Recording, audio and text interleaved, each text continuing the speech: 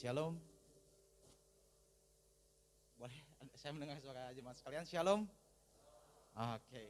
Semua jemaat di tempat ini merasakan bahwa Tuhan Yesus baik. Amin. Amin. 1 Petrus 5 ayat 7, saya akan membacakan satu ayat. Serahkanlah segala kekhawatiranmu kepadanya, sebab Ia yang memelihara kamu. Jadi, apapun yang sedang terjadi dalam hidup kita saat ini, janganlah kita pernah merasa khawatir. Merasa tenanglah, sebab kita memiliki Allah sebagai sumber harapan kita. Dia yang memberi kita damai dan sejahtera. Mari kita siapkan hati kita pada pagi hari untuk mulai ibadah. Kita angkat satu pujian, Penyelamatku.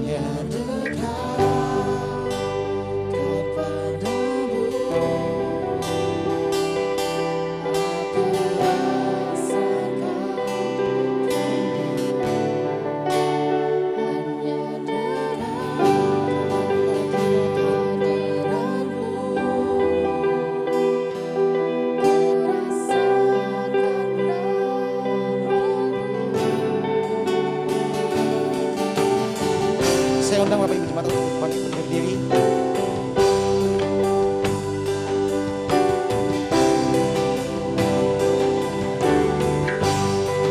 Inilah hidupku. Inilah hidupku, ku serahkan.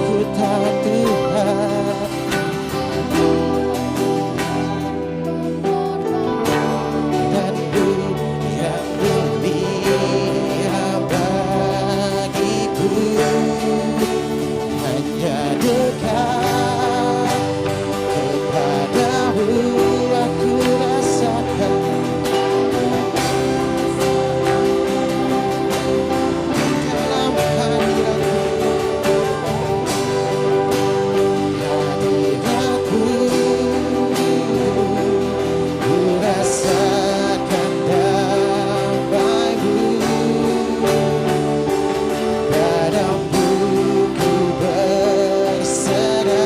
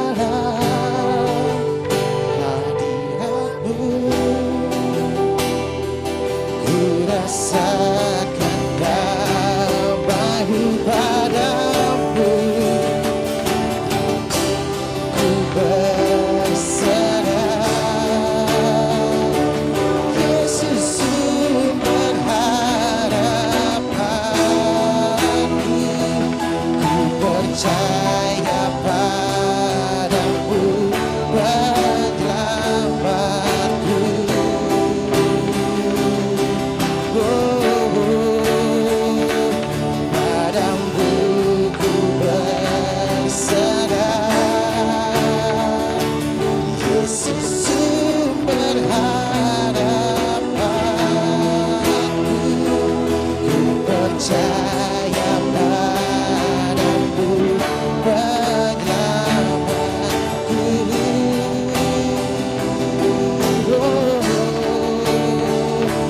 Ku percaya padamu penyelamatku.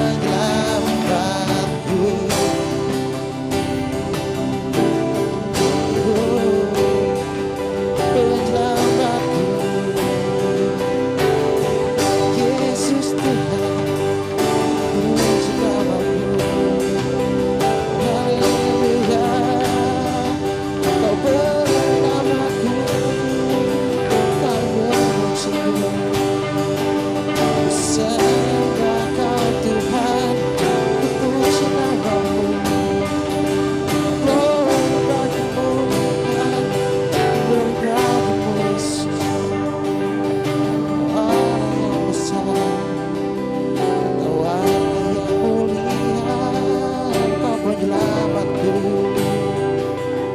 bagimu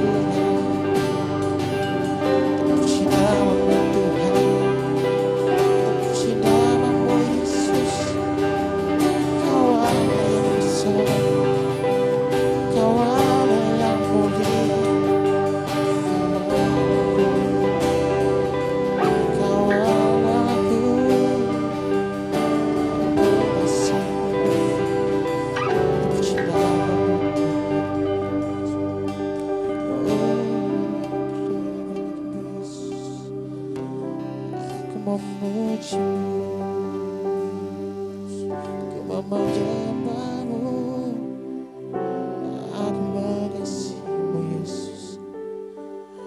Cinta padamu, terpuji namamu Tuhan, terpuji namamu Yesus. Kau Allah yang besar. Terima kasih Yesus buat kebaikan-Mu Bapa. Terima kasih Tuhan. Kami mau angkat suara kami bagi-Mu Tuhan. Kami mau naik pujian bagi-Mu ya Yesus. Sebab Engkau Allah yang layak kami tinggikan Tuhan. Sebab Engkau Allah yang besar. Terima kasih buat karya-Mu yang agung bagi hidup kami Tuhan. Terima kasih buat kebaikan-Mu Tuhan. Terima kasih buat berkat-Mu atas kami. Terima kasih buat pimpinan-Mu Tuhan. Di setiap langkah kami Tuhan. Engkau selalu menyertai kami Tuhan. Dalam keadaan apapun kami Tuhan. Terima kasih Yesus. Kami mengucap syukur Tuhan buat pagi hari ini Bapa. Kami masih ada di tempat ini Tuhan. Bukan karena kuat gagah kami ya Bapa. Tapi semua karena kasih setiamu kepada kami Tuhan. Anugerahmu kepada kami Bapa. Kami datang ke tempat ini Tuhan membawa hati kami, membawa hidup kami Tuhan. Sebagai persembahan yang kudus bagimu ya Bapa. Layakan kami Tuhan untuk memuji, memuliakan nama-Mu ya Tuhan. Engkau yang beracara Tuhan di tengah-tengah kami Bapa, menerima sorak-sorai dari kami Tuhan. Ini ibadah kami ya Tuhan, kiranya Engkau yang memberkati dari awal hingga pada akhirnya. Nama-Mu dipermuliakan Tuhan. Ini doa kami serahkan ke dalam tangan-Mu. Hanya dalam nama Tuhan Yesus Kristus, jemaat yang percaya, mari sama-sama kita katakan amin. Masih kuat berdiri Bapak Ibu Saudara? Siap memuji nama Tuhan, amin. Amin. Allah sudah begitu baik kepada kita. Dalam 1 Petrus 5 ayat 7 tadi, kita diingatkan apapun masalah yang ada dalam hidup kita, Tuhan senantiasa memelihara. Dia Allah yang sanggup mengubah kutuk menjadi berkat, mengubah ratapan kita menjadi tarian. Oleh karena itu mari kita angkat puji-pujian bagi Allah kita, sebab ada kuasa dalam pujian.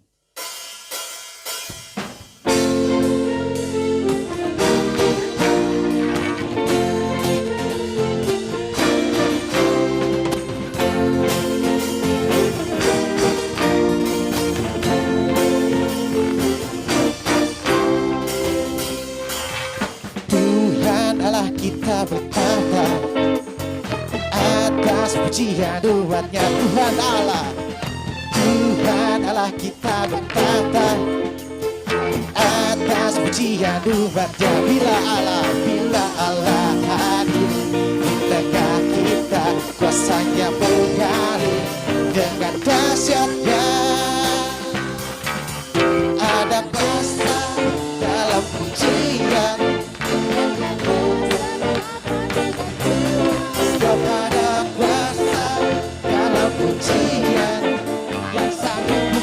engkau kekuatan lawan. Ada kuasa dalam pujian. Bernyanyilah segenap hati dan jiwa, sebab ada kuasa dalam pujian yang sanggup membungkam kekuatan lawan. Mari sama-sama kita katakan, Tuhan Allah bertata. Tuhan Allah kita bertata atas pujian umat. Tuhan Allah kita bertata atas pujian umat. Bila Allah hadir, kita kuasanya mengalir dengan dahsyatnya. Ada kuasa dalam pujian, bernyanyilah segenap hati dan jiwa, sebab ada kuasa dalam pujian yang sanggup membungkam kekuatan lawan. Katakan ada kuasa dalam pujian, bernyanyilah segenap hati dan jiwa, sebab ada kuasa dalam pujian yang sanggup membungkam kekuatan lawan. Katakan ada kuasa dalam pujian, bernyanyilah segenap. Lebih keras lagi Bapak Ibu Saudara. Dalam pujian, katakan ada kuasa dalam pujian, bernyanyilah segenap hati dan jiwa, sebab ada kuasa dalam pujian yang sanggup membungkam kekuatan lawan. Ada kuasa dalam pujian, sebab ada kuasa dalam pujian yang sanggup membungkam kekuatan lawan. Yang sanggup membungkam kekuatan lawan, yang sanggup membungkam kekuatan.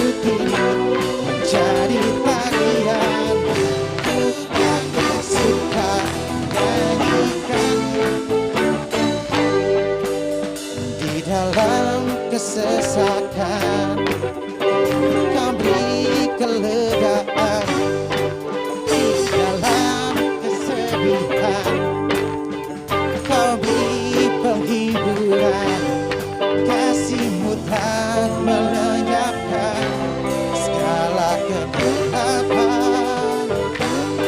Fajar pagi pun menekan, membawa damai dan sukacita.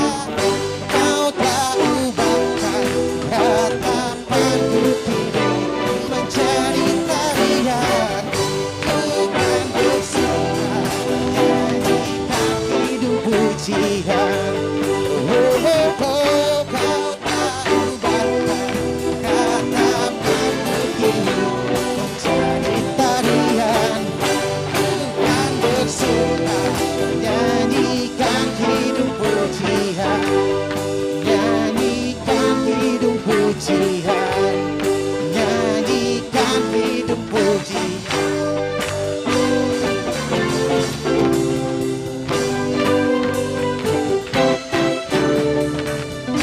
Mari kita berkemuliaan untuk nama Tuhan.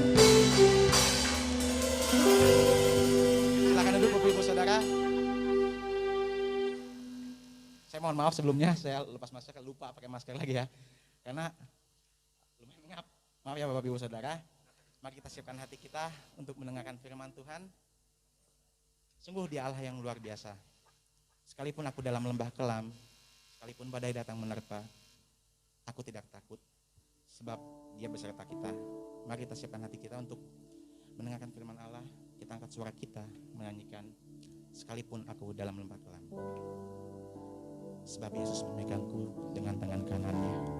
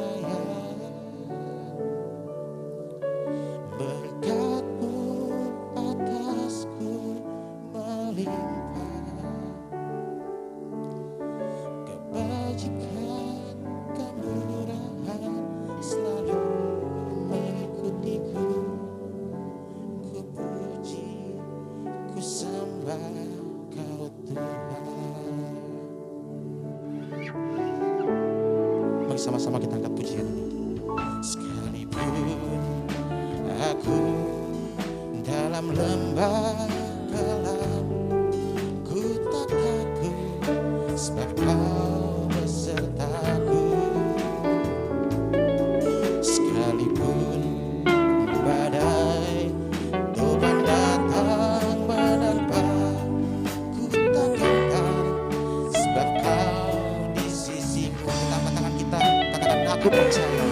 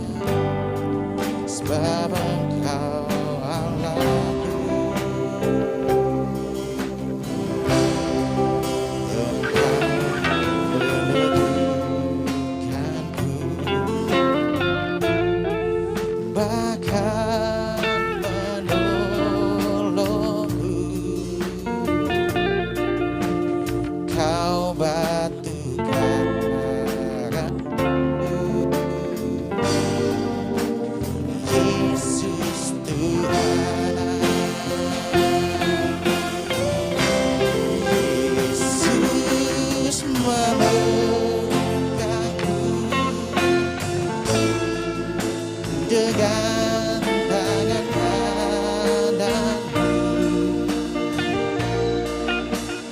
Yesus memberiku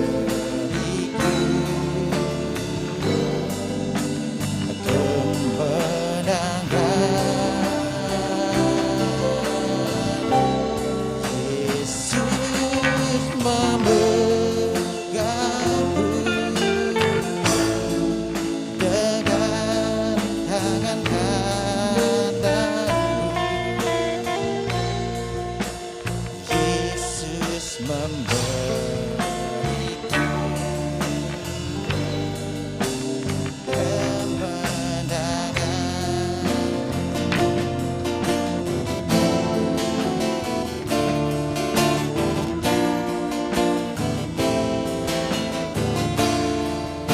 memberiku kemenangan. Yesus Tuhan,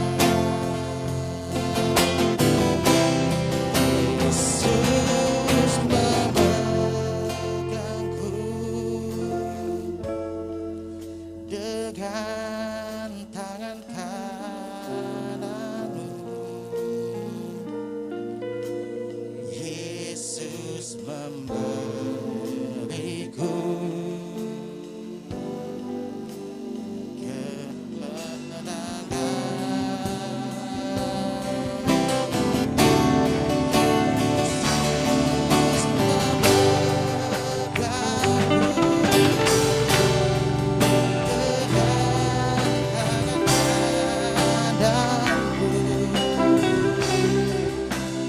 Yesus memberiku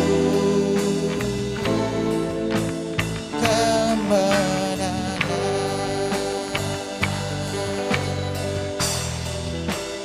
Yesus memberiku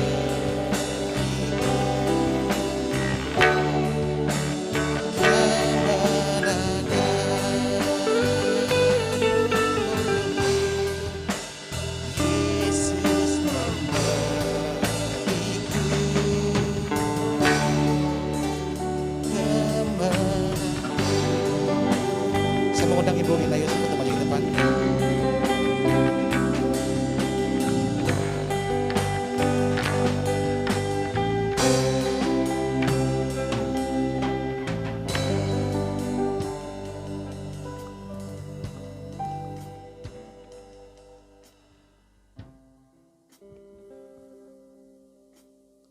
Engkau Allah yang sudah memberikan kemenangan bagi kami.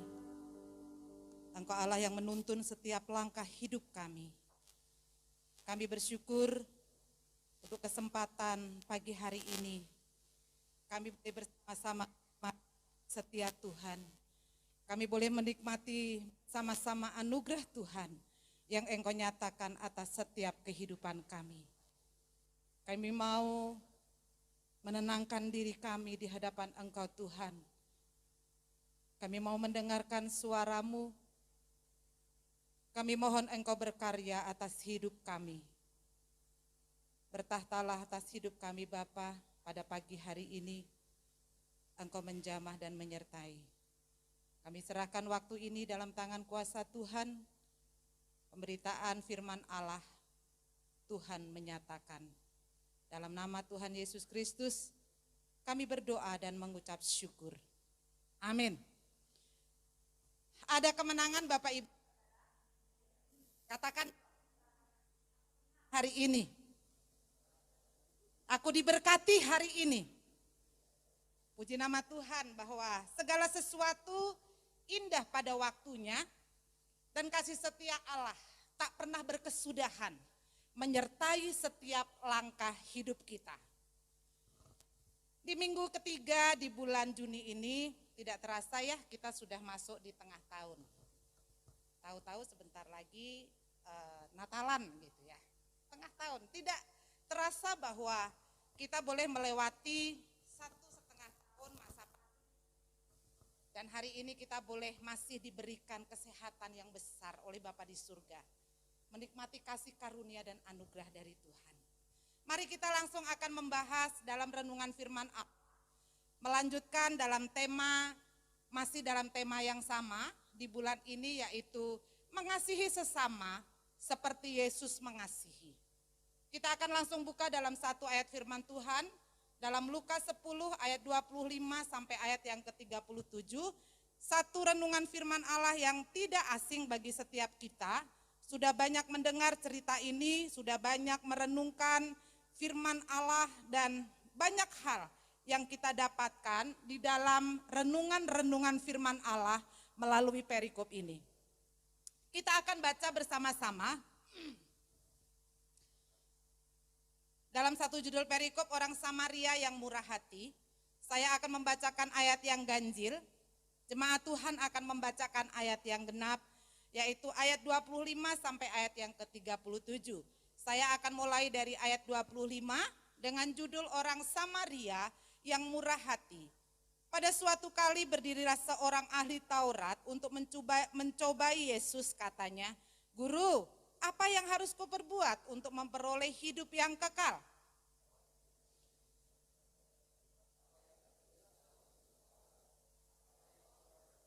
Jawab orang itu, "Kasihilah Tuhan Allahmu dengan segenap hatimu, dan dengan segenap jiwamu, dan dengan segenap kekuatanmu, dan dengan segenap akal budimu, dan kasihilah sesamamu manusia seperti dirimu sendiri."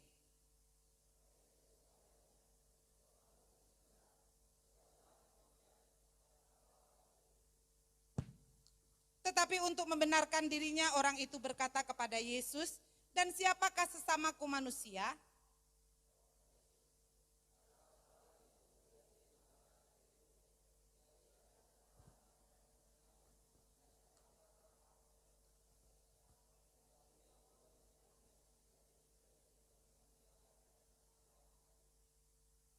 Kebetulan ada seorang imam turun melalui jalan itu.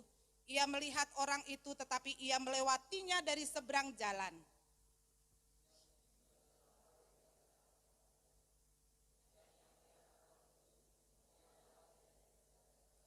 Lalu datang seorang Samaria yang sedang dalam perjalanan ke tempat itu, dan ketika ia melihat orang itu, tergeraklah hatinya oleh belas kasihan.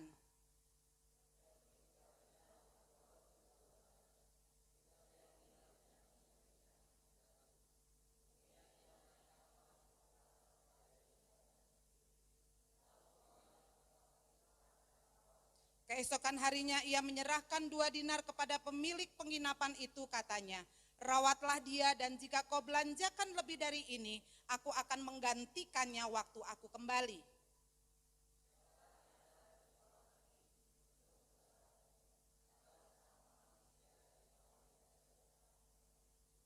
Jawab orang itu, "Orang yang telah menunjukkan belas kasihan kepadanya," kata Yesus kepadanya, "pergilah dan perbuatlah demikian." Bapak Ibu Saudara yang dikasih Tuhan, saya minta izin saya melepas masker karena mengembun di kacamata saya, jadi supaya tidak mengganggu saya untuk saya boleh berbicara. Baik, Bapak Ibu Saudara yang dikasih Tuhan, perumpamaan ini menggambarkan cinta kasih yang tidak terbatas. Bahkan Yesus mengajarkan satu perintah untuk mengasihi, bukan hanya mengasihi sesama, bukan hanya mengasihi Tuhan, tetapi juga mengasihi musuh ataupun orang yang membenci kita. Ketika Yesus berada di dekat Yerusalem, orang-orang Yahudi mendatangi dia. Sebagian mereka ingin mendengarkan pengajaran Yesus, tetapi sebagian juga ada orang yang mau menguji dia.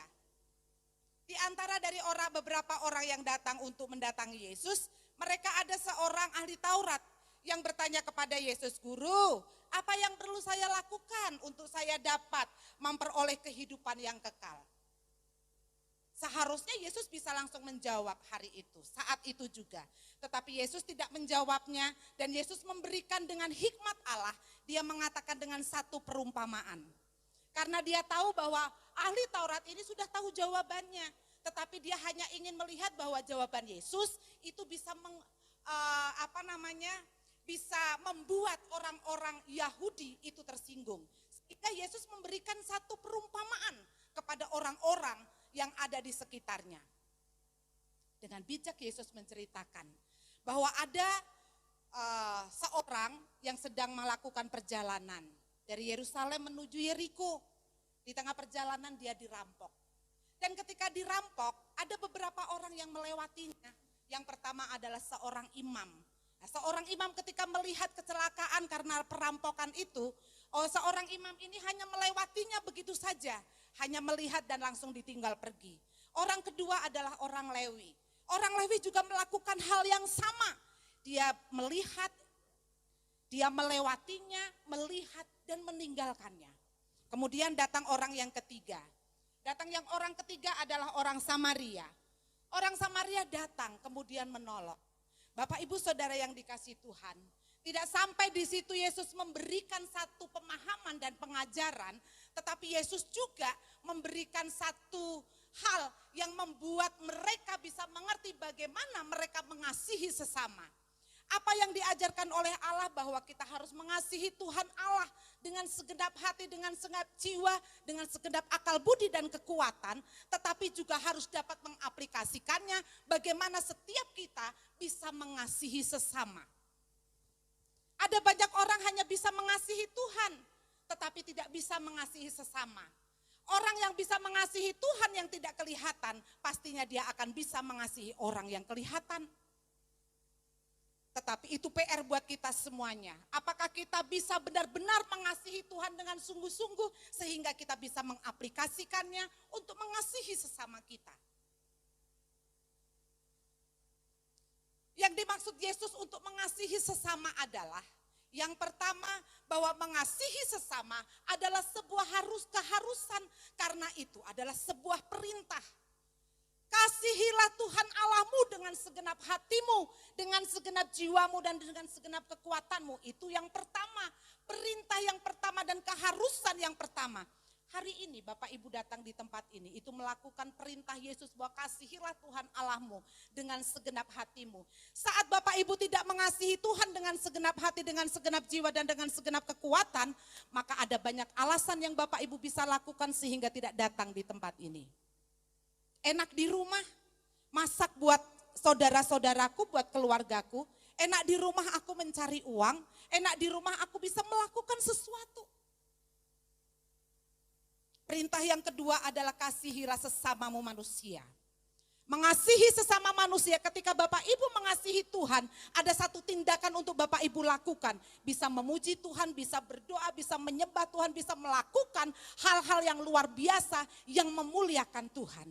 Tetapi untuk mengasihi manusia, Bapak Ibu juga harus melakukan satu tindakan. Tidak hanya sebuah perkataan yang bisa kita lakukan dan kita ucapkan bahwa kasihilah sesamamu manusia. Tetapi sejauh mana kita bisa melakukan sebuah tindakan untuk mengasihi sesama kita. Apa yang dilakukan oleh orang Samaria adalah sesuatu hal yang sangat luar biasa. Mengasihi sesama itu tidak pilih kasih. Mengasihi sesama itu tidak pilih-pilih kamu siapa, kamu orang mana, kamu anak siapa, kamu keturunan apa. Tidak ada pilih kasih ketika kita melakukan sesuatu yang berhubungan dengan kemanusiaan. Mengasihi sesama itu tidak pandang bulu. Mengasihi sesama itu tidak membedakan kepercayaan. Kalau kita lihat justru orang yang menolong orang yang dirampok adalah seorang Samaria. Orang yang tidak berkeyakinan sama orang yang berkeyakinan lain. Seorang imam adalah seorang pimpinan.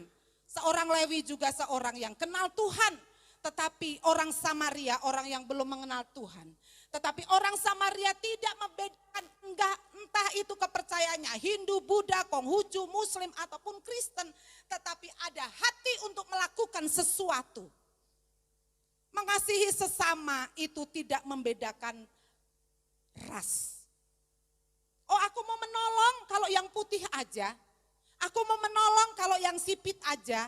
Aku mau menolong yang hitam saja. Aku mau menolong kalau yang keriting saja. Tidak ada batasan Bapak Ibu. Karena mengasihi sesama itu tidak membedakan ras. Mengasihi sesama itu tidak membedakan status sosial.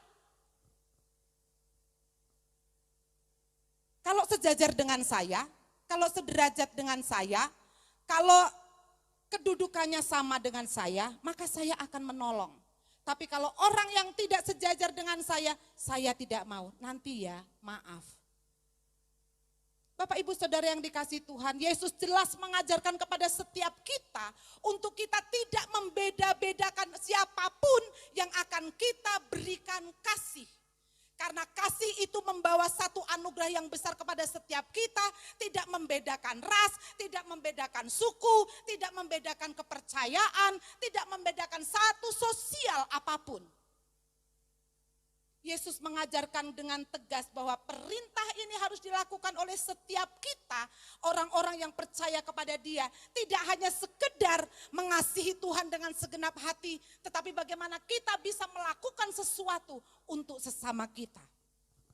Tidak ada artinya ketika kita bisa mengatakan kasihilah sesamamu manusia seperti dirimu sendiri. Tetapi ketika kita melihat orang yang kelaparan, kita diam saja. Sementara di rumah beras bertumpuk-tumpuk, persiapan atau persediaan bahan makanan ada banyak. Tetapi kita diam saja dan kita mengatakan bahwa itu untuk esok hari. Boleh, itu hak setiap kita. Tetapi hari ini Yesus mengajarkan dengan jelas kepada kita bagaimana kita mempunyai satu tindakan untuk kita bisa memberikan kasih kepada sesama kita. Pengajaran Tuhan ini sangat ekstrim. Karena Tuhan juga memberikan satu perintah yang sangat luar biasa bahwa tidak hanya sekedar mengasihi Tuhan, mengasihi sesama. Tetapi musuh kita juga harus kita kasihi. Berat. Tetapi itu harus kita usahakan untuk kita lakukan. Yesus tidak pernah membeda-bedakan siapapun sesama manusia itu dilayani oleh Dia. Kita ingat Bapak Ibu, ketika Yesus makan bersama dengan pemungut cukai. Betapa Yesus banyak dihujat oleh banyak orang di tempat itu. Hai guru, kenapa guru makan bersama-sama dengan pemungut cukai? Apakah tidak ada tempat lain untuk guru bisa bersantap? Apakah tidak ada tempat lain untuk guru bisa mengadakan perjamuan malam? Apakah hanya bisa guru melakukan perjamuan malam dan makan bersama dengan pemungut cukai? Siap bagi orang-orang yang ada di sekitarnya, tapi tidak buat Yesus. Karena Yesus mengasihi tidak membeda-bedakan apapun yang Dia pandang. Tidak membedakan apa yang sudah saya sebutkan tadi. Perbedaan-perbedaan yang ada itu membuat Yesus memberikan cinta kasih-Nya kepada orang-orang yang belum mengenal Tuhan. Ingat satu cerita lagi bahwa Yesus pernah melayani perempuan pelacur. Bagaimana orang juga menghujat untuk bisa melempari batu seorang wanita pelacur ini. Tapi Yesus dengan bijaksana bahwa siapa yang tidak berdosa pertama kali silahkan melempar batu itu. Apa yang terjadi pada hidup kita Bapak Ibu kalau kita diperhadapkan dengan hal itu? Pasti sedikit banyak kita sudah memilih-milih. Kalau itu bukan temanku, saya enggak mau. Kalau itu bukan orang yang sama kepercayaannya dengan saya enggak mau. Kalau itu rasnya tidak sama dengan saya tidak akan menolong. Kalau itu sosialnya tidak sama dengan saya tidak akan mengasihi dia. Suatu hari saya mendapat satu tantangan dari suami saya. Ketika saya melayani di Cianjur, karena saya bekerja pada waktu itu ngajar di Cipanas, suami saya bilang bahwa kamu harus ikut pelayanan ke gunung. Saya mengambil waktu dan saya pergi ke daerah itu. Ketika saya ada di sana, pertama kali saya ke tempat itu, saya orangnya agak jijian Bapak Ibu.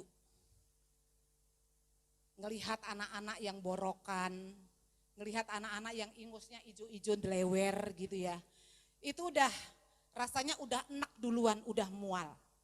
Tapi Pak Yusuf bilang, saya bisik-bisik sama Pak Yusuf, beneran itu anaknya Bapak ini? Iya.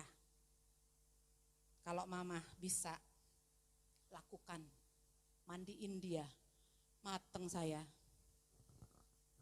Bapak Ibu, apa yang saya lakukan? Mengasihi sesama itu tidak melihat apapun. Mengasihi sama itu tidak memandang derajat. Saya dengan semangat 45 walaupun dengan hati yang sangat berduka. Mungkin Pak Yusuf bersuka tapi saya berduka. Saya pergi ke belakang. Saya ngelihat tempat jambannya itu, astaga mak gitu ya. Tapi saya harus lakukan, ngambil air. Jang kadia jang, yuk mainan air yuk. Mainan air Bapak Ibu. Kemudian ya mainan air dulu ya. Saya berharap bahwa boroknya medok. Ternyata boroknya enggak medok Bapak Ibu. Saya bilang, Pak aku enggak bisa, jijik ya, aku pengen muntah. Enggak, PR. Berapa hari lagi saya harus ke sini. Tapi benar, besoknya malam itu Tuhan kayak kasih hikmat kepada saya. Bawa sabun, bawa sisir kerep, tahu ya sisir kerep Bapak Ibu. Anak-anak yang punya kutu banyak itu pakai sisir kerep. Saya punya sisir kerep, saya bawa. Kemudian beli sabun dan beli sikat yang murah. Besok harinya saya bilang, aku nanti enggak ngajar deh, aku mau ikut.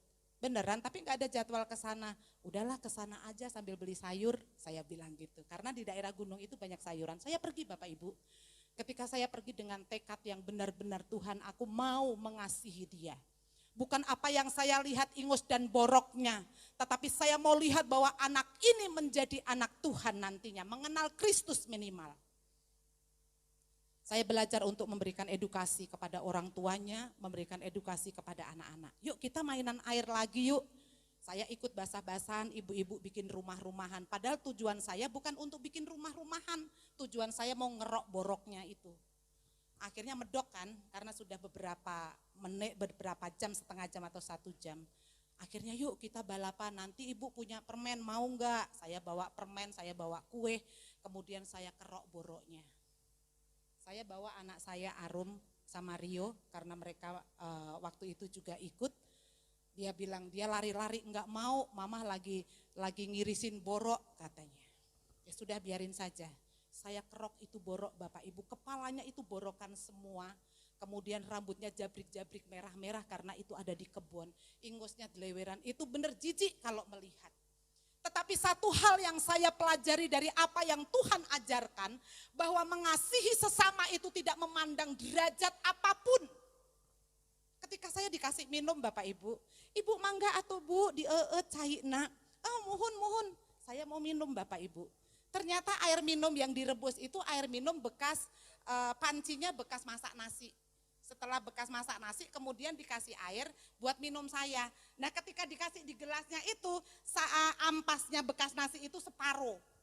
Lah saya mau minum, ini ada apa bumbu apa atau bumbu apa. Saya tanya sama suami saya, ini apa? Bekas sego katanya gitu, bekas nasi gitu ya.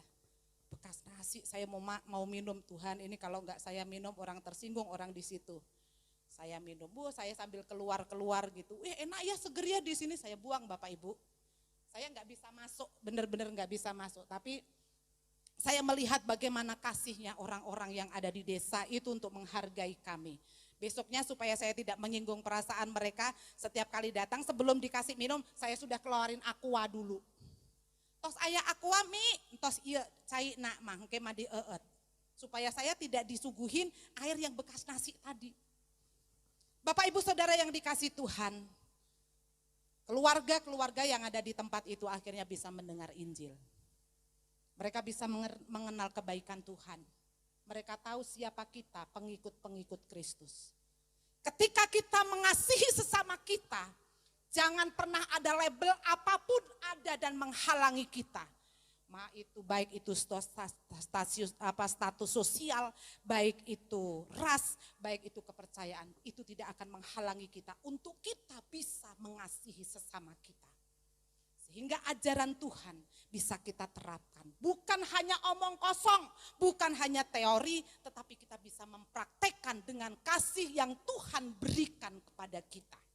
Hal kedua yang Allah inginkan, yang Yesus ajarkan, yang Yesus maksud, dan Yesus katakan kepada mereka bahwa mengasihi sesama berarti berani menanggung resiko. Bapak Ibu Saudara yang dikasih Tuhan, hidup ini banyak tawaran. Terkadang kita harus keluar dari zona aman kita. Kalau kita tahu dari cerita tadi, orang Lewi dan imam itu mereka melakukan sesuai dengan apa yang mereka inginkan adalah aku mau keluar dari zona amanku. Kenapa? Biarin aja, itu kan bukan urusan saya. Jadi ketika dia melihat orang yang dirampok tadi, mereka hanya lihat, oh luka-luka ya, udahlah aku gak mau tanggung resiko. Aku gak mau melakukan sesuatu. Tetapi apa yang dilakukan oleh seorang Samaria, itu melangkah ke arah yang tidak dia kenal. Melangkah kepada arah yang seharusnya tidak dia tuju. Tetapi itu harus dia lakukan seperti apa yang dilakukan oleh seorang Samaria tadi. Seorang Samaria ketika melihat orang yang sedang celaka, orang yang sedang melalui kesulitan, orang yang sedang melalui kesakitan, dia tidak lari dari zona aman dia. Seharusnya orang Samaria juga bisa mengikuti langkahnya orang Lewi dan imam. Dia bisa belok ke arah yang lain atau ke sisi yang lain untuk mencari jalan supaya tidak melewati orang yang dirampok tadi. Tetapi orang Samaria itu memilih untuk berhenti dan menolong orang yang dirampok atau orang asing tadi. Kalau kita merunut dari peristiwa ini, sebenarnya ketika orang Samaria ini menolong orang yang dirampok atau orang asing tadi, itu akan banyak resiko. Yang pertama, mereka bisa dirampok lagi. Hal yang kedua yang bisa terjadi adalah bisa-bisa orang Samaria tadi dituduh dia yang merampok atau dia yang membunuh. Itu resiko yang akan dia hadapi ketika ada orang-orang yang mungkin menuduh dia dengan leluasa. Tetapi itu tidak menjadi satu beban bagi orang Samaria, karena orang Samaria itu dia berani menanggung resiko yang akan dihadapi. Dia pergi dan dia memberikan satu pertolongan. Dia berhenti dan dia memberikan pertolongan kepada orang yang sakit, orang yang kesulitan, orang yang sedang dirampok, orang yang saat itu sedang menderita. Tidak hanya dilewati begitu saja. Bapak Ibu Saudara yang dikasihi Tuhan, bagaimana kita juga melihat Sadrak, Mesak dan Abednego. Sadrak, Mesak dan Abednego karena dia mempertahankan iman, dia juga menanggung resiko, berani untuk menanggung resiko. Ketika Raja Nebukadnezar mengatakan bahwa memberikan satu peraturan bahwa siapapun orang yang ada di tempat itu dia harus menyembah patung yang dia buat, ketika ada bunyi sangkakala, kecapi, rebana, maka harus menghadap menyembah dari patung itu. Tetapi ada orang yang usir lapor kepada raja bahwa raja, itu orang-orang yang kau berikan kepercayaan itu enggak mau loh menyembah patung yang raja buat. Akhirnya rajanya marah. Ketika Nebukadnezar marah, maka mereka memanggil ketiga orang ini. Dan apa yang terjadi?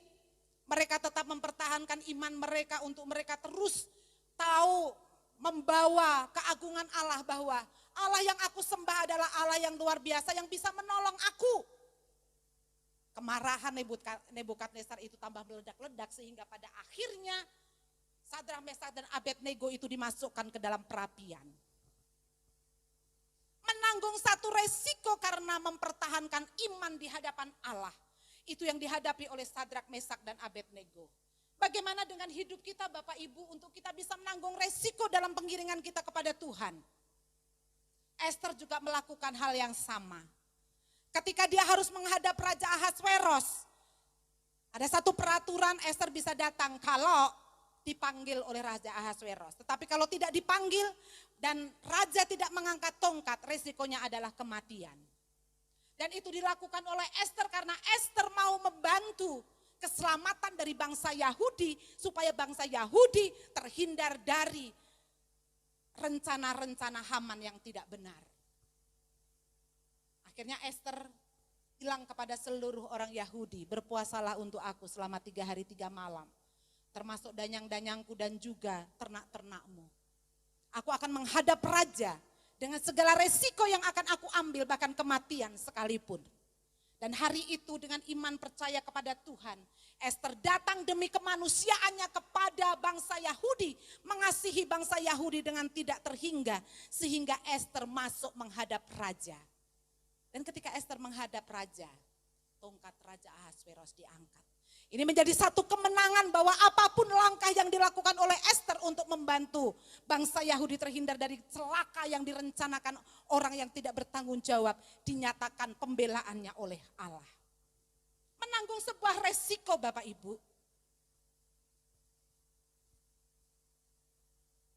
Kami menghadapi banyak resiko ketika kami melayani di lapangan. Resiko kami bisa diresolusi.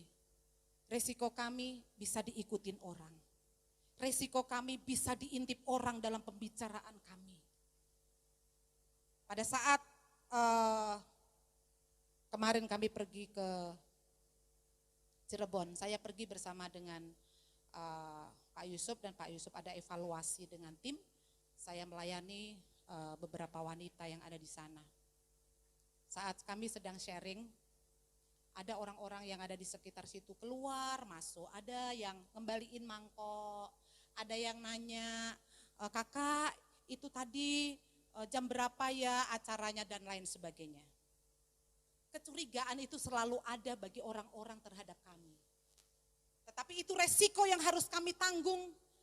Supaya apa? Supaya pemberitaan Injil itu bisa diberitakan kepada orang-orang yang ada di sana.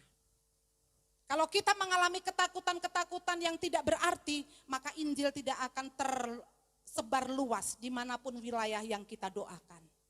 Tetapi kami percaya bahwa ada kasih setia Tuhan, ada campur tangan Tuhan, ada anugerah Tuhan dalam setiap kehidupan kita. Ketika kita mau mengandalkan Tuhan dalam kehidupan kita, maka resiko apapun Allah akan nyatakan dalam hidup kita atas pembelaannya. Dan Tuhan menolong orang-orang yang mengasihi Tuhan dengan sungguh-sungguh. Orang yang mengasihi sesama seperti apa yang dilakukan oleh orang Samaria. Sekalipun resikonya begitu besar karena akan ada banyak resiko yang dia tanggung. Tetapi dia melakukannya karena dia mengasihi sesamanya manusia. Hal ketiga yang diajarkan Tuhan, yang dimaksud Tuhan dalam pengajaran dan perumpamaan tentang orang Samaria yang murah hati adalah mengasihi sesama itu tidak menghitung untung ruginya. Kalau kita melihat ayat yang ke-34, bagaimana orang Samaria menolong orang asing yang sedang dirampok tersebut dengan tulus hati. Lepas dari doktrin yang dia percaya bahwa melakukan amal baik itu menjadi salah satu syarat untuk mereka bisa masuk ke dalam surga. Orang Samaria ini memiliki hati yang sangat luar biasa. Dia tidak memikirkan untung ruginya ketika menolong orang yang sedang dirampok. Kalau kita melihat apa yang dilakukan oleh orang Samaria tadi. Ketika dia melihat bahwa ada orang yang sedang celaka, bahwa ada orang yang sedang menderita, dia turun, dia berhenti dan turun dari keledainya, turun dari pelananya, kemudian dia menolong orang ini. Yang dilakukan pertama adalah dia membalut luka-lukanya. Dia membasuhnya dengan minyak dan anggur. Kemudian dia melakukan sesuatu, tidak hanya sekedar itu, tetapi dia juga menaikkan si korban tadi ke dalam pelana. Bapak Ibu bisa dibayangkan, kalau orang yang ditolong itu adalah Pak Yusuf yang nolong Yosi. Lah Pak Yusuf ditarik kali kakinya ya, lah gendut Pak Yusuf. Atau yang ditolong Russell, yang nolong Rio. Bisa bayangkan, kita nggak ngerti keadaan fisiknya orang yang ditolong dan yang menolong. Orang Samaria tuh bentuknya kayak apa nggak tahu. Orang yang ditolong, yang dirampok tadi kayak apa juga nggak tahu. Tetapi dengan sekuat tenaga, dengan tulus hati, dengan apapun yang bisa dilakukan, orang tadi, orang Samaria mengangkat orang yang dirampok itu ke dalam pelananya. Nggak hanya sekedar itu loh, dia juga mencarikan penginapan. Sudah menolong, sudah membersihkan lukanya, sudah membawa dia untuk dapat nanti mendapat tempat yang enak, masih ditaruh di penginapan. Enggak hanya sekedar itu Bapak Ibu, masih dibayarin juga. Untung enggak? Yang enggak. Rugi? Iya. Lah duitnya udah buat bayarin orang yang dirampok tadi, kenal juga kagak. Tapi itu dilakukan oleh orang Samaria dengan ketulusan yang luar biasa. Dia membayar penginapannya. Bahkan dia ngomong sama si punya penginapan, saya akan kembali lagi, ini ada uang ya, nanti kalau misalkan kurang besok akan tak tambahin lagi. Itu kasih yang sangat luar biasa terhadap sesama yang tidak pernah menghitung untung ruginya.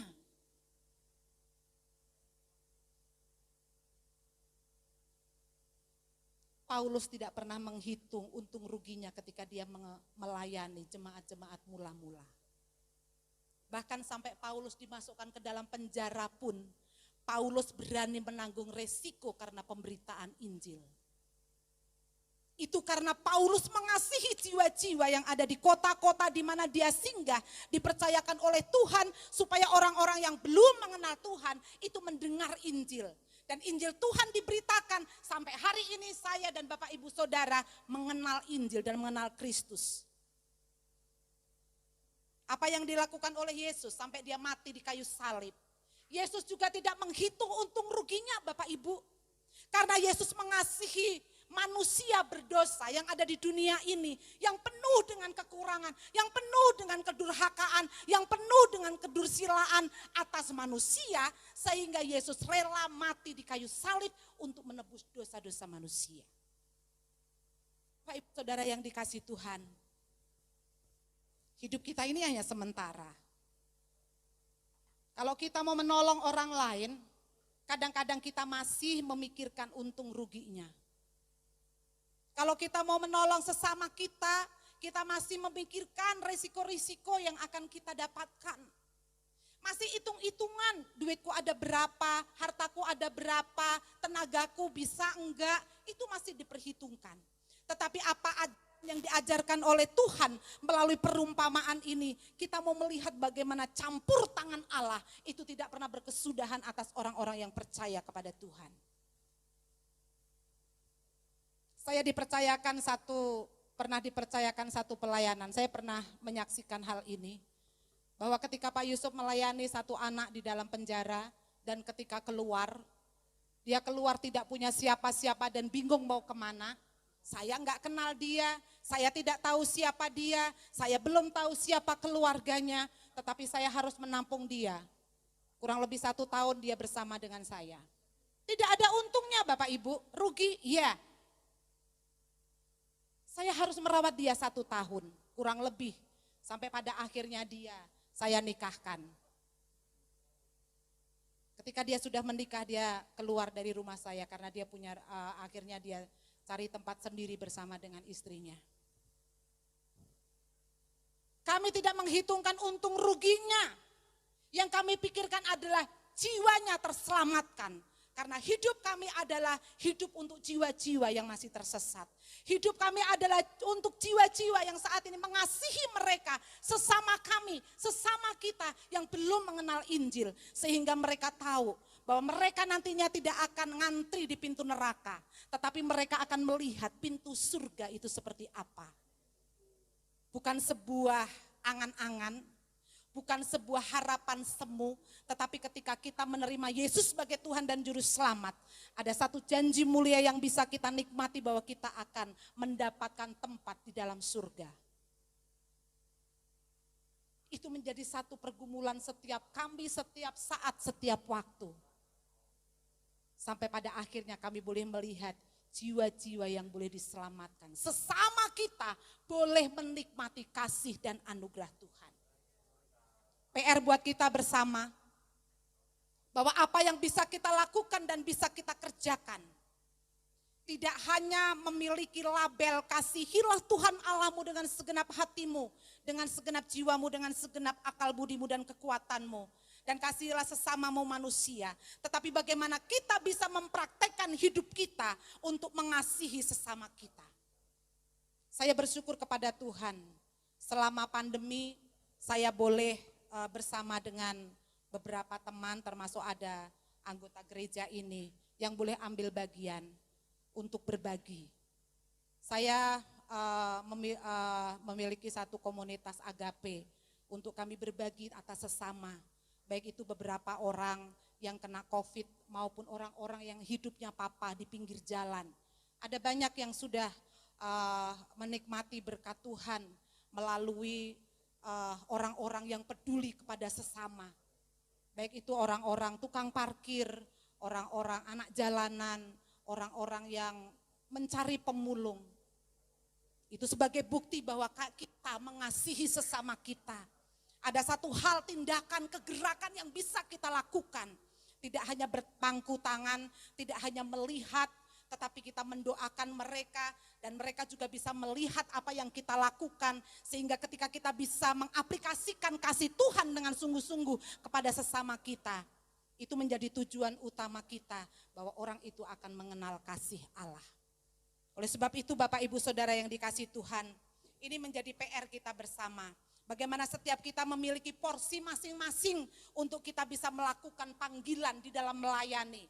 Kita punya porsi masing-masing, kita punya keunikan masing-masing, kita punya tanggung jawab masing-masing.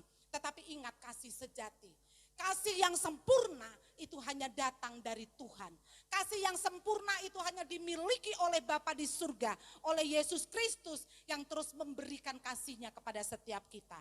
Tinggal tugas saya dan Bapak Ibu Saudara sekalian, bagaimana kita bisa menerapkan kasih itu bukan hanya sekedar menjadi satu label, tetapi kita bisa lakukan. Kita bisa melakukan dengan sempurna, berani menanggung satu resiko, berani tidak menghitung-hitung apa yang kita berikan atau untung ruginya, tetapi bagaimana kita bisa menerapkan bahwa kasih Tuhan, kasih yang kita berikan kepada sesama akan membuahkan hasil, bahwa sesama kita akan menikmati kasih Tuhan yang sungguh-sungguh. Firman Tuhan sampai di sini, kiranya anugerah Allah akan menyertai setiap kita. Kita memiliki PR Bapak Ibu, untuk kita bisa mengasihi sesama kita dengan tindakan-tindakan yang bisa kita lakukan. Dengan satu tujuan, Allah dipuji dan dimuliakan, dan berita Injil bisa diberitakan kepada sesama kita. Amin. Tuhan memberkati kasih yang sempurna. Kita akan pujikan pujian ini. Kiranya pujian ini terus membawa hidup kita menyadari bahwa kasih yang sempurna tidak ada pada diri kita. Sekalipun kita bisa melakukan, tetapi kasih yang sempurna, kasih yang sejati itu hanya ada di dalam Tuhan.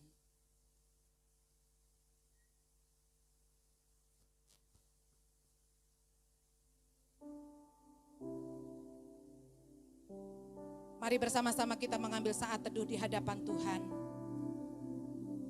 Kita mau mengambil waktu di hadapan Tuhan. Apa yang sudah kita lakukan dan kita kerjakan untuk kita mengasihi sesama kita. Untuk kita bisa mengaplikasikan perintah Yesus dalam hidup kita kepada sesama kita. Haleluya Tuhan. Terima kasih Bapa. Terima kasih Tuhan. Haleluya Tuhan Yesus.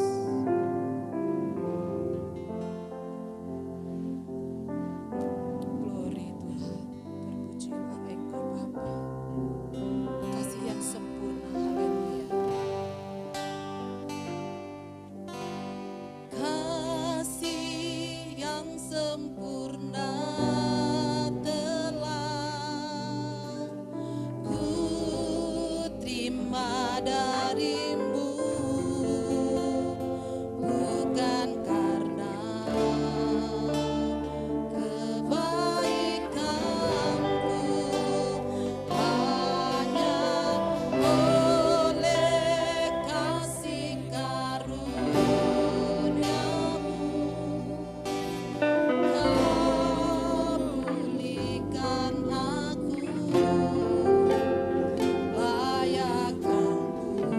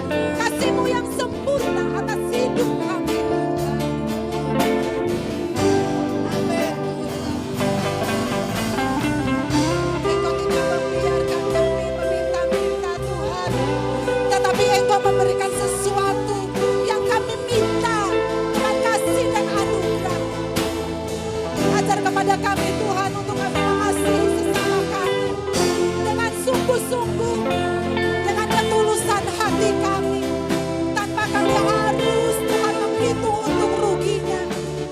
Bahkan kami menanggung resiko-resiko yang harus kami lakukan. Nyatakan kuasa-Mu Tuhan, taruhkan firman-Mu atas hidup kami, supaya kami menjadi anak Tuhan yang bukan melakukan teori, tetapi kami melakukan tindakan-tindakan yang krusial untuk memuliakan Tuhan. Amin Tuhan. Haleluya Yesus. Haleluya.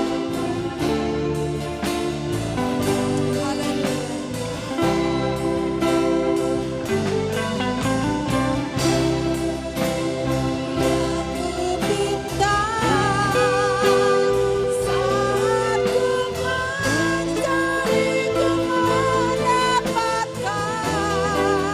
kau sujud pintumu dan kemuliakan.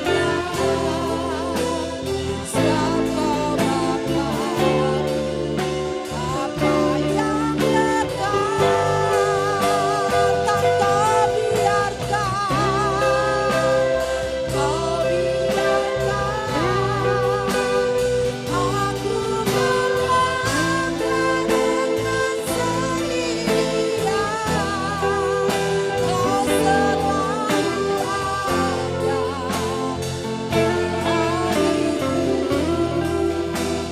Siapa Bapa, apa yang dekat, kau selalu ada di hatiku. Kau selalu ada, kau selalu ada. Sekali lagi katakan, kau selalu ada,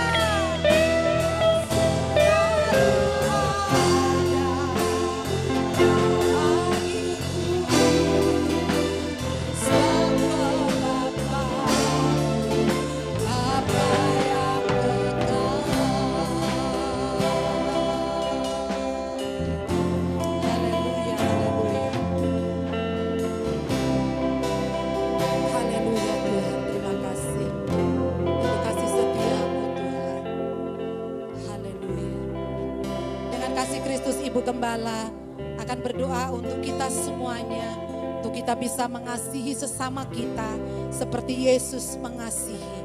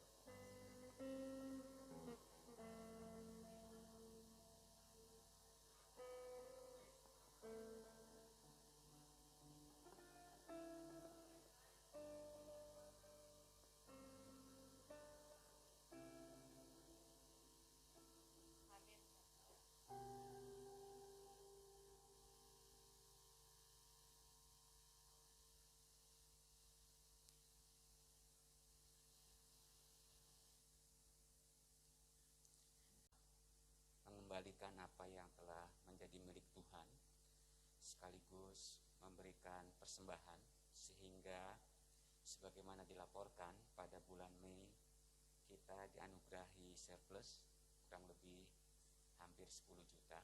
Itu semua karena Tuhan merangkai dan menggerakkan sidang jemaat untuk belajar mengembalikan apa yang telah menjadi milik Tuhan dan belajar memberi kepada Tuhan. Untuk itu, gereja ini mengucapkan terima kasih.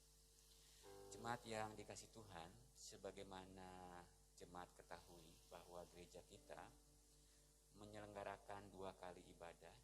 Ibadah pagi pukul 9 dan ibadah sore pukul 16. Ibadah yang dilaksanakan oleh gereja ini pagi dan sore berusaha untuk sesuai dengan standar yang sama dan kualitas yang sama, menggunakan gedung yang sama, full band, WL, singer, tamborin, termasuk menggunakan LCD. Jadi ibadah pagi dengan sore itu standarnya sama dan kualitasnya sama. Nah, berkenaan dengan sedang naik daunnya COVID-19, di mana jumlah yang terkena COVID-19 meningkat, bukan hanya di Bogor. Gereja ini senang sekali kalau sidang jemaat memanfaatkan, menggunakan ibadah sore sebagai sarana untuk menolong kita terhindar dari COVID-19 karena ibadah pagi terlampau berkerumun. Untuk itu, kalau sidang jemaat yang memiliki kendaraan, yang masih usia muda, yang tidak memiliki aktivitas pada sore hari, gereja ini senang sekali kalau sidang jemaat bisa mengelola diri, mengatur diri, lalu datang pada ibadah sore hari. Memang idealnya pagi itu 50% dari kapasitas, namun gereja mempertimbangkan kalau kita bisa menerapkan standar yang lebih tinggi daripada yang dilakukan atau yang diminta pemerintah, itu lebih baik. Dengan kata lain, kalau ibadah pagi misalnya 75 orang, selebihnya beribadah di ibadah sore, itu jauh lebih baik, jauh lebih menolong kita terhindar dari COVID-19. Meskipun kita yakin Tuhan melindungi dan menaungi kita, tapi kita juga harus arif, bijak untuk mensiasati keadaan. Sekali lagi, gereja ini amat senang sekali kalau sidang jemaat juga menggunakan ibadah sore sebagai peluang untuk kita menghindari kerumunan ibadah pagi.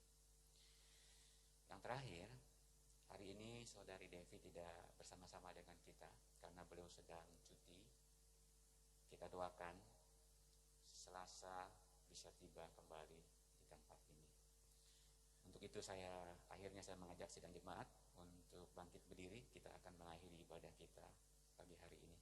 Saya mengajak sidang jemaat menyanyikan lagu Bila Selama Ini.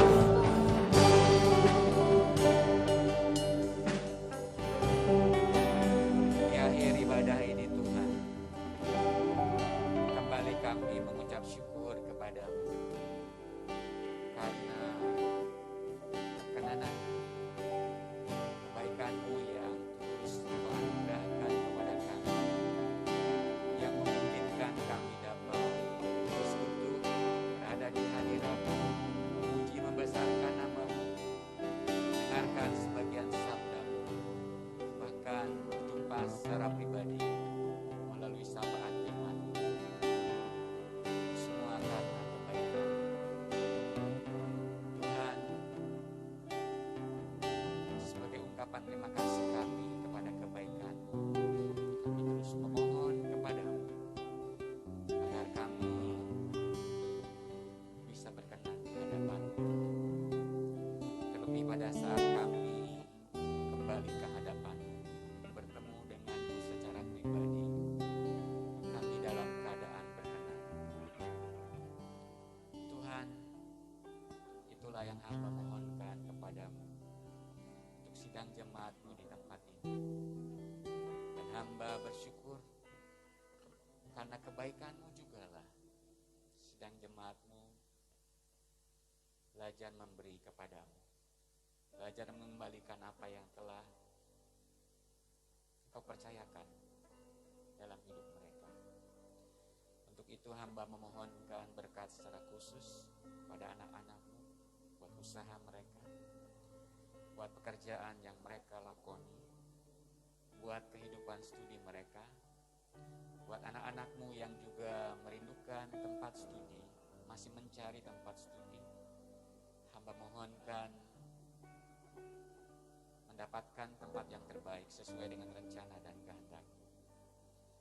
Buat anak-anak-Mu yang merindukan pekerjaan, hamba juga memohon pertolongan kepadamu agar mereka mendapatkan pekerjaan yang baik. Buat anak-anak-Mu yang sakit, hamba mohonkan pertolongan berupa kesembuhan sehingga mereka dapat sembuh kembali. Hamba percayakan pemulihan Om Malina, pemulihan Kotot, memulihkan anak-anak-Mu yang lain yang berada dalam kondisi fisik lemah. Dengan bilur-Mu Engkau menyembuhkan, Engkau memberikan pemulihan karena belas kasihan-Mu yang begitu tinggi. Tuhan, anak-anak-Mu yang memiliki persoalan, pergumulan, hamba juga memohonkan pertolongan-Mu Tuhan. Engkau memberi kekuatan, Engkau memberikan ketabahan, bahkan Engkau memberi kemampuan untuk mengatasi permasalahan dan pergumulan tersebut. Mereka menjadi pemenang, bisa melewati persoalan dan pergumulan tersebut. Tuhan, hamba juga memohonkan berkat buat bangsa dan negara ini. Engkau menolong pemerintah kami dalam perjuangannya untuk kembali mengangkat kehidupan perekonomian bangsa kami. Untuk itu hamba mempercayakan ke dalam tangan-Mu sehingga ekonomi bangsa kami dapat pulih, dapat bangkit. Semua karena pertolongan-Mu Tuhan. Karena Engkau memberikan kemampuan kepada pemimpin kami, para pemimpin kami, tingkat tertinggi hingga tingkat terendah. Engkau memakai mereka. Engkau memberikan rasa takut-Mu Tuhan. Engkau memberikan kerjasama di antara mereka satu sama lain, sehingga mereka dapat bersinergi dengan baik. Tujuan cita-cita bangsa ini tercapai karena pertolongan dan pimpinan, arahan dan tuntunan-Mu Tuhan, karena penyertaan-Mu yang terus-menerus Engkau berikan kepada bangsa kami. Tuhan, hamba menyerahkan juga perjuangan bangsa kami menghadapi COVID-19. Hamba percayakan ke dalam tangan-Mu dan hamba memohon agar kiranya perjuangan bangsa kami mendapatkan perkenanan, mendapatkan restu dari Engkau sehingga berhasil menekan dan mengatasi COVID-19 dengan baik. Tuhan, Engkau memberkati pelaksanaan vaksinasi secara massal yang mulai dilakukan secara gencar oleh bangsa, oleh pemerintah kami. Engkau menolong jumlah vaksin yang dibutuhkan tercukupi dengan baik. Engkau menolong pendistribusian vaksin tersebut dapat tiba ke pelosok daerah dengan aman. Engkau mencukupkan jumlah tenaga vaksinator. Bahkan kerinduan kami, pinta kami kepadamu Tuhan. Vaksin yang digunakan oleh bangsa kami memiliki kemanjuran karena kebaikan-Mu memakai vaksin tersebut. mengubah vaksin tersebut menjadi alat berkat tangan bangsa kami. Tuhan, kami menyerahkan seluruh bidang kehidupan, aspek kehidupan, sosial, budaya, keamanan, politik, ekonomi, seluruhnya ke dalam tangan-Mu, sehingga mereka satu persatu dapat kembali pulih karena pemeliharaan dan tuntunan-Mu, Tuhan. Mempercayakan kehidupan bangsa dan negara ini ke dalam tangan pengendalian-Mu, Tuhan. Kami ingin belajar melihat dan mempercayakan seluruh apa yang terjadi pada bangsa kami, pada yang terjadi dalam hidup kami, seluruhnya ke dalam tangan-Mu. Kami ingin belajar berharap penuh kepada-Mu dan melihat kasih setia-Mu selalu bersama dengan kami. Kami alami. Hamba juga berdoa untuk rencana operasi yang akan dilakukan pada Selasa ini buat saudara kami Timi. Tuhan, kami tahu Engkaulah pemilik kehidupan, Engkaulah yang sangat mengasihi anak-anak-Mu, termasuk Timi. Untuk itu, serahkan operasi yang akan dilaksanakan Selasa ini, sehingga operasinya berjalan dengan lancar. Engkau memakai tenaga medis yang telah Engkau siapkan, Engkau percayakan untuk menolong Timi. Engkau memberikan kesiapan mental juga pada Timi, sehingga saat dioperasi merespon secara baik, secara positif. Engkau memakai obat-obatan yang akan dikonsumsi oleh Timi, sehingga menolong pemulihan giginya. Sekarang sidang jemaat yang dikasihi Tuhan, pulanglah ke rumah kita masing-masing sambil menerima berkat dari Tuhan. Tuhan memberkati engkau dan melindungi engkau. Tuhan menyinari engkau dengan wajah-Nya dan memberi engkau kasih karunia. Tuhan menghadapkan wajah-Nya kepadamu dan memberi engkau damai sejahtera. Kasih karunia dari Tuhan Yesus Kristus, kasih sayang dari Allah Bapa, serta persekutuan dengan Roh Kudus menyertai kita dari saat ini hingga Tuhan Yesus datang kembali yang kedua. Amin.